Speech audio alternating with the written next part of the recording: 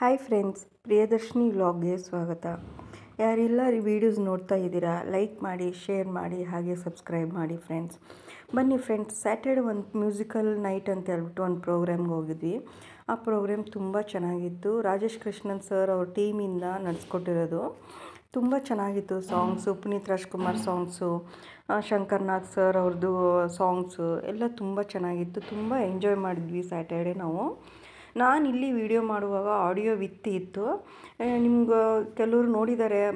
ಏನಂತಂದರೆ, ನಾನು ಸ್ಟಾರ್ಟಿಂಗಲ್ಲಿ ಇಲ್ಲಿ ಆಲ್ರೆಡಿ ಇದನ್ನ ವಿಡಿಯೋ ಅಪ್ಲೋಡ್ ಮಾಡಿದ್ದೆ. ನಾನು ಇದನ್ನು ಮಾಡಿದಾಗ ಏನಾಯಿತು, ನನಗೆ ಕಾಪಿರೈಟು ರಿಸ್ಟ್ರಿಕ್ಷನ್ ಬಂತು. ಅದಕ್ಕೆ ನಾನು ಯೂಟ್ಯೂಬರ್ಗೆ ಇದನ್ನು ಹೇಳೋಣ ಅಂತನೋ ಒಂದು ಇದಕ್ಕೆ ನಾನು ಇದನ್ನು ಅಪ್ಲೋಡ್ ಮಾಡ್ತಾಯಿದ್ದೀನಿ. ಇದನ್ನು ನಿಮಗೆ ಇನ್ಫಾರ್ಮೇಷನ್ ಕೊಡೋಣ ಅಂತ ಹೇಳ್ಬಿಟ್ಟು. ಏನಕ್ಕಂದರೆ ಎಷ್ಟೊಂದು ಜನ ಪೇರೆಂಟ್ಸ್ ಸ್ಕೂಲ್ ಡೇ ಪ್ರೋಗ್ರಾಮು ಮತ್ತು ಕಾಲೇಜ್ ಡೇ ಪ್ರೋಗ್ರಾಮು ಅಂತ ಇರುವಾಗ ಇದೆಲ್ಲ ಸಾಂಗ್ಸ್ ಎಲ್ಲ ಬರುತ್ತೆ. ನಮಗೆ ನ್ಯೂ ಯೂಟ್ಯೂಬರ್ಸ್ಗೆ ಇದು ಗೊತ್ತಿರಲ್ಲ. ಈ ಥರ ಹಾಕಿದರೆ ನಮಗೆ ಕಾಪಿರೈಟ್ ಪ್ರಾಬ್ಲಮ್ ಬರುತ್ತೆ ಅಂತ ಅಂದ್ಬಿಟ್ಟು. ಅದಕ್ಕೆ ಯಾರ್ಯಾರು ನ್ಯೂ ಯೂಟ್ಯೂಬರ್ ಇದ್ದೀರಾ, ನೀವು ಓನ್ಲಿ ವಿಡಿಯೋ ಮಾತ್ರ ಹಾಕಿ, ಸಾಂಗ್ಸ್ ವಿತ್ ಆಡಿಯೋ ನೀವು ಹಾಕಕ್ಕೆ ಹೋಗಬೇಡಿ. ಹಾಕಿದರೆ ಕಾಪಿರೈಟ್ ರಿಸ್ಟ್ರಿಕ್ಷನ್ಸ್ ಬರ್ತವೆ.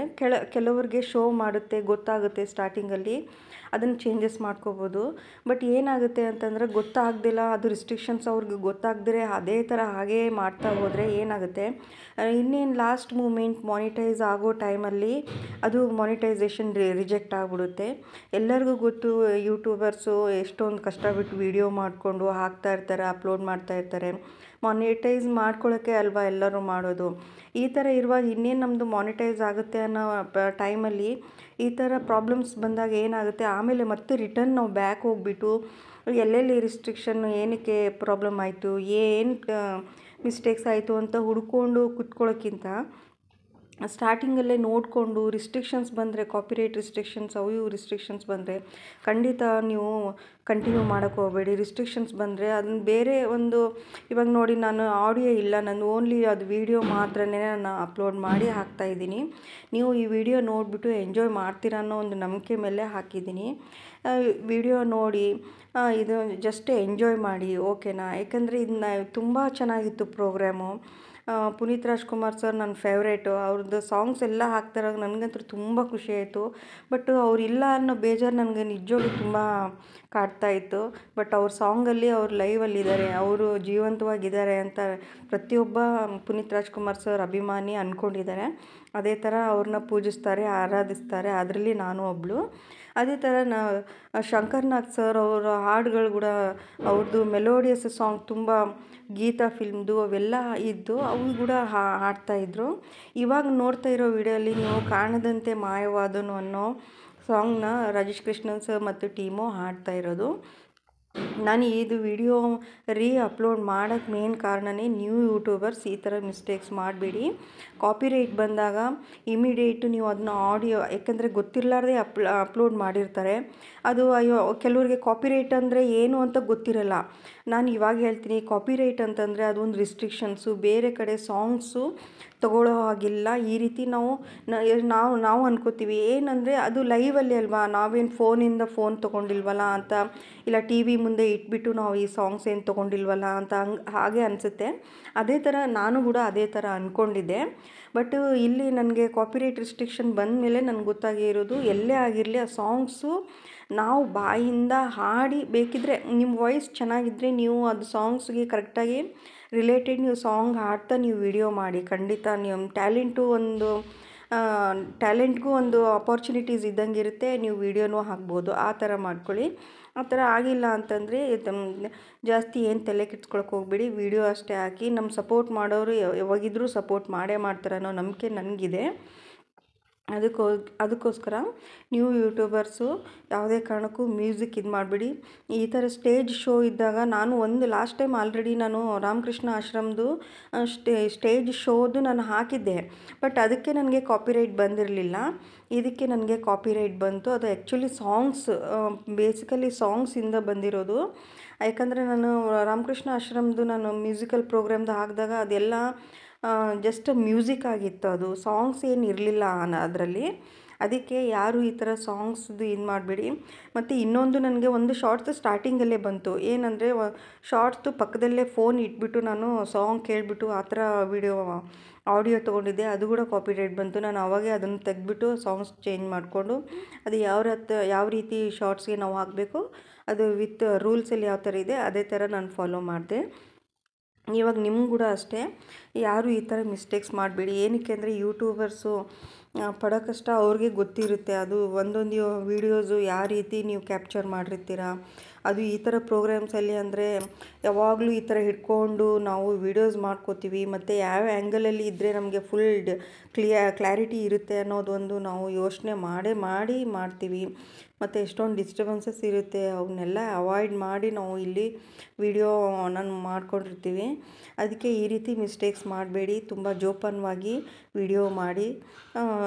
ಈ ರೀತಿ ನಾನು ಹೇಳೋದ್ರಿಂದ ಎಷ್ಟೊಂದು ಜನ ನ್ಯೂ ಯೂಟ್ಯೂಬರ್ಸ್ ಯಾರೆಲ್ಲ ನನ್ನ ವೀಡಿಯೋಸ್ ನೋಡ್ತಿರ್ತೀರ ಅವ್ರಿಗೊಂದು ಸ್ವಲ್ಪ ಹೆಲ್ಪ್ ಆಗಲಿ, ಮಿಸ್ಟೇಕ್ಸ್ ಮಾಡದೇ ಇರಲಿ ಅಂತನೋ ಒಂದು ನನ್ನ ಕಾಳಜಿ ಅಷ್ಟೇ, ಮತ್ತು ಇನ್ನೇನು ಇಲ್ಲ. ಬಟ್ ಆದ್ರೂ ನಾನು ಈ ವಿಡಿಯೋ ನಾನು ಯಾವ ಥರ ಅಪ್ಲೋಡ್ ಮಾಡಿದ್ದೆ ಅದೇ ಥರ ಇವಾಗ ಅಪ್ಲೋಡ್ ಕಂಪ್ಲೀಟ್ ಮಾಡ್ತೀನಿ. ಈ ವಿಡಿಯೋ ಫುಲ್ ಕಂಪ್ಲೀಟ್ ನೋಡಿಬಿಟ್ಟು ಯಾವುದಾದ್ರೂ ಚೇಂಜಸ್ ನಾನು ಈ ರೀತಿ ಮಾಡ್ಬೋದಾಗಿತ್ತು ಅಂತ ಯಾರಿಗಾದ್ರೂ ಗೊತ್ತಿದ್ದರೆ ಖಂಡಿತ ನನಗೆ ಕಮೆಂಟ್ ಮಾಡಿ ಹೇಳಿ. ಈ ರೀತಿ ಚೇಂಜಸ್ ಮಾಡ್ಬೋದಾಗಿತ್ತು, ಈ ರೀತಿ ನೀವು ಅಪ್ಲೋಡ್ ಮಾಡ್ಬೋದಾಗಿತ್ತು ಅಂತ ನಿಮ್ಮ ಸಜೆಷನ್ಸ್ ಯಾವುದಾದ್ರು ಇದ್ದರೆ ಖಂಡಿತ ಕಮೆಂಟ್ ಮಾಡಿಬಿಟ್ಟು ಹೇಳಿ. ನಿಮ್ಮ ಒಳ್ಳೆ ಸಜೆಷನ್ಸ್, ಒಳ್ಳೆ ಕಮೆಂಟ್ಸ್ ಖಂಡಿತ ನಾನು ಆಕ್ಸೆಪ್ಟ್ ಮಾಡ್ಕೋತೀನಿ. ನೀವು ಈ ವಿಡಿಯೋ ಫುಲ್ ನೋಡ್ತೀರ ಅನ್ನೋ ಒಂದು ನಂಬಿಕೆ ಮೇಲೆ ನಾನು ಇದನ್ನು, ಅದೇನಿದೆ 30 ಮಿನಿಟ್ಸ್ ಮೇಲೆ ಇರೋದು ಇದು ವಿಡಿಯೋ, ಕಂಪ್ಲೀಟ್ ವಾಚ್ ಮಾಡಿ ಈ ಪ್ರೋಗ್ರಾಮ್ ನೋಡಿಬಿಟ್ಟು ಎಂಜಾಯ್ ಮಾಡ್ತೀರ ಅನ್ನೋ ಒಂದು ನಂಬಿಕೆ ಮೇಲೆ ಇದನ್ನು ನಾನು ಅಪ್ಲೋಡ್ ಮಾಡ್ತಾಯಿದ್ದೀನಿ.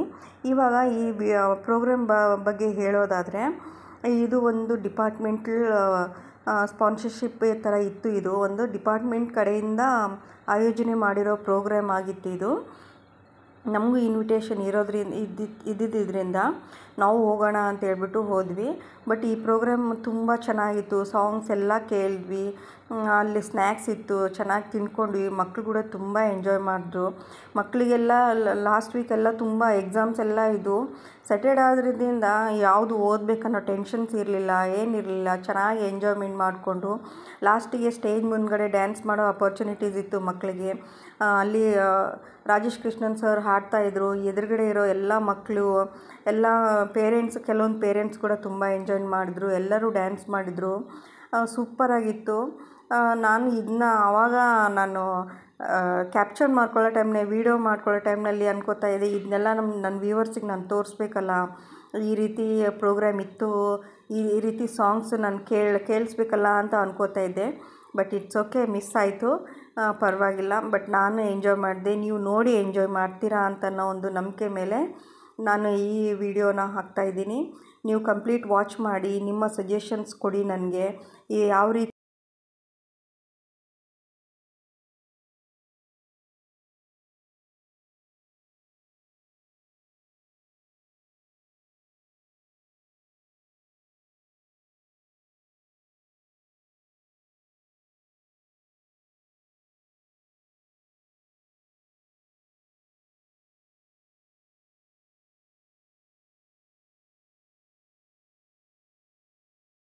ನ್ಯೂ ಯೂಟ್ಯೂಬರ್ಸ್ ದಯಮಾಡಿ ಇಂಥ ಮಿಸ್ಟೇಕ್ಸ್ ಯಾವುದೇ ಕಾರಣಕ್ಕೂ ಮಾಡಬೇಡಿ. ಯಾಕಂದರೆ ವೀಡಿಯೋಸ್ ನೀವು ಎಷ್ಟು ಖುಷಿಯಿಂದ ಮಾಡ್ತಾಯಿರ್ತೀರೋ ಅದು ಹಾಕಿದಾಗ ಅಷ್ಟೇ ರೆಸ್ಪಾನ್ಸ್ ನಿಮ್ಗೆ ಚೆನ್ನಾಗಿ ಬರಬೇಕು. ಅದೇ ಥರ ನಿಮ್ಮದು ಬೇಗ ಮಾನಿಟೈಸ್ ಆಗಬೇಕು ಅನ್ನೋ ನಾನು ಒಂದು ಒಳ್ಳೆ ಇಂಟೆನ್ಷನ್ ಮೇಲೆ ಹೇಳ್ತಾಯಿದ್ದೀನಿ. ಈ ವಿಡಿಯೋ ಫುಲ್ ನೋಡಿ ಫ್ರೆಂಡ್ಸ್, ವಿಡಿಯೋ ಎಲ್ಲ ಫುಲ್ ನೋಡಿ ಯಾವ ರೀತಿ ಇತ್ತು, ನೀವು ಎಂಜಾಯ್ ಮಾಡಿದ್ರಾ ಅಂತನ್ನೋದು ನಿಮ್ಮ ಒಪಿನಿಯನ್ ನನಗೆ ಹೇಳ್ತೀರಾ ಅನ್ನೋ ಒಂದು ನಂಬಿಕೆ ಮೇಲೆ ಈ ವಿಡಿಯೋ ಅಪ್ಲೋಡ್ ಮಾಡ್ತಾಯಿದ್ದೀನಿ. Thank you. ನಿಮ್ಮೆಲ್ಲರ ಸಪೋರ್ಟ್ ಹೀಗೆ ಇರಲಿ. ತುಂಬ ತುಂಬ ತುಂಬ ಥ್ಯಾಂಕ್ಸ್.